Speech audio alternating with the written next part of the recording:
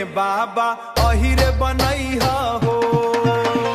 अगलो जन्म में बाबा अहिरे बनैहा हो।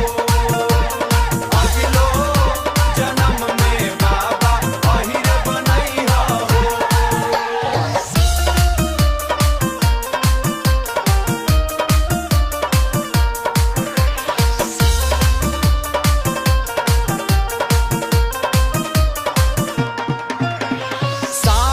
के सोमवारी में दूध लके अइबऊ हो। बेल पात फूल संगे दूध चढ़ाव हो। अगलो जन्म में बाबा दूध चढ़ैहा हो।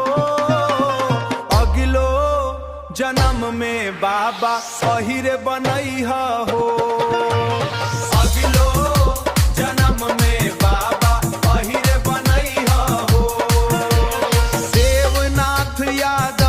कहै छे कृपा करिहा हो। भोलेनाथ दानिया असरा पुरैहा हो। जन्म जन्म तक तो हर नाम गबैबऊ हो।